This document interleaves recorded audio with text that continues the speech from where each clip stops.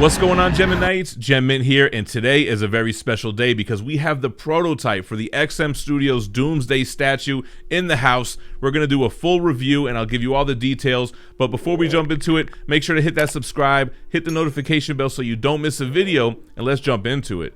So this is one that XM Studios is very excited for because they have a worldwide license for their 1/6 scale DC Comics line. This is the first piece from their quarter scale line. Now, they are only licensed for Southeast Asia and Taiwan, but nevertheless, they're very happy to have the opportunity to do these larger scale comic versions. As of right now, the only other quarter scale DC pieces would be their Samurai line. So they're very excited to bring you the comic versions of these characters in this large scale. Doomsday has always been one of my favorite DC Comics villains because the death of Superman was one of the first comics that I read as a kid. I picked up the trade paperback and I wore that thing out. He first appeared in cameo in Man of Steel 17, and then his first full appearance was in the next issue, Man of Steel 18. Not only does he have an awesome design as this monstrous beast, but he was successfully able to kill Superman in the pages of Superman 75. So this character always resonated with me. I just think he's an awesome, ferocious beast of a character. Now let's look into the concept of this statue.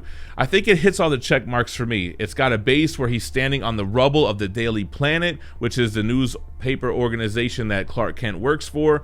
It's showcasing how strong he is and how he was able to destroy this entire building, so the storytelling aspects are there for me. He stands triumphantly on his defeated foe, which in this case is the building, and he has a pose that you can hear.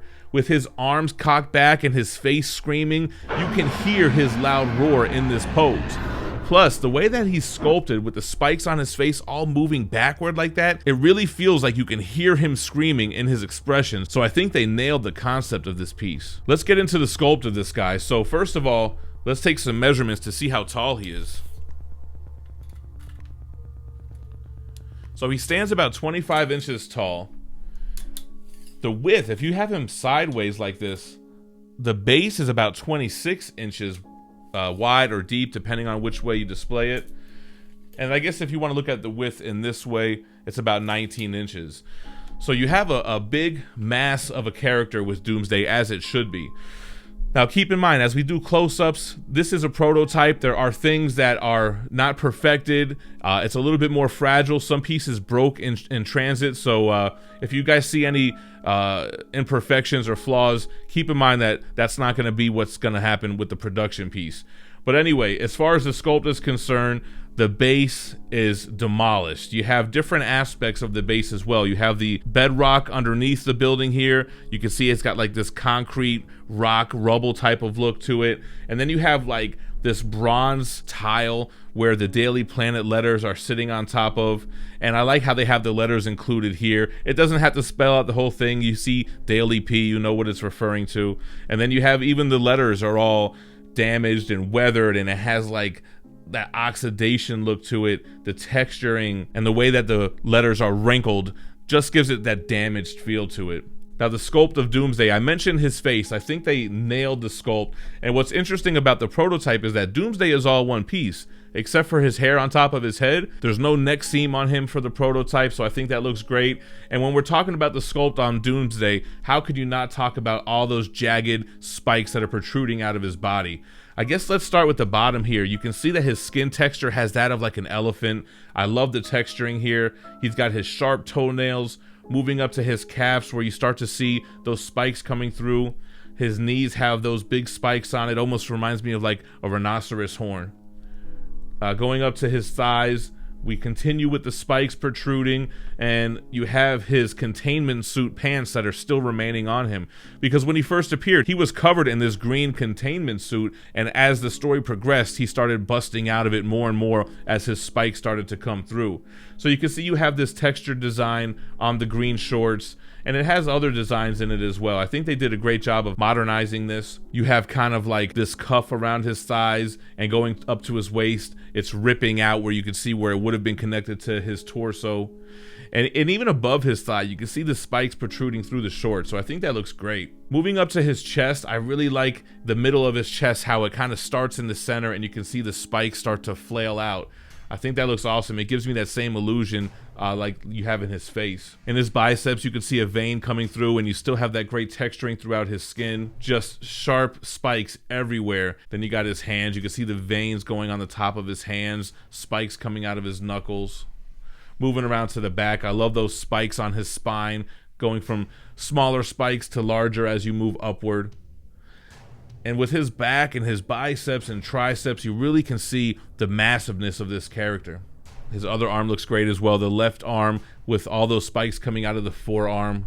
The claws look great. The fingers look great. He has just like this animalistic dinosaur type of look to him that I really like. And then let's look at the portrait. The portrait is amazing. His spikes almost act like a beard on his face. He's screaming. You can see multiple rows of teeth on the bottom part of his jaw. You can see that subtle red tongue in the middle of his mouth.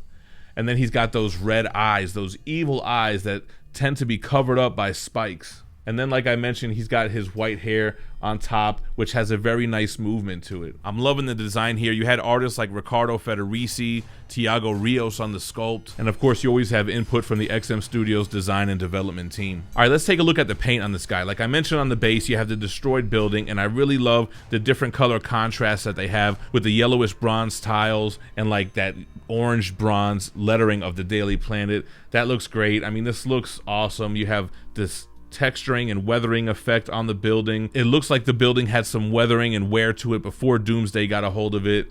And the way that this metal is just shredded like paper, it's like it was nothing to Doomsday. And I think the paint job really accentuates the damage that he's done.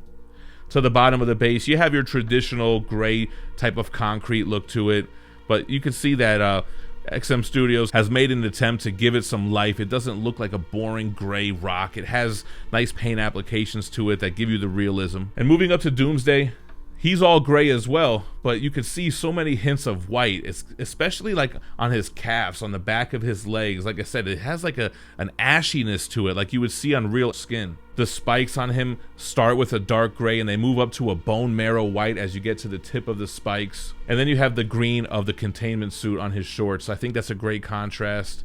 And the only other color besides grays and whites is, like I mentioned, the red tongue in his mouth, the red eyes. That just gives you a nice little hint of color in this overall gray character. I'm really excited to see XM Studios get a license for the quarter scale comic versions of these characters, even though it's region based, like I said, Southeast Asia and Taiwan, but it's available for pre-order now. So if you go through an authorized XM dealer, it's 1,499 Singapore dollars, and the edition size is limited to only 499 pieces.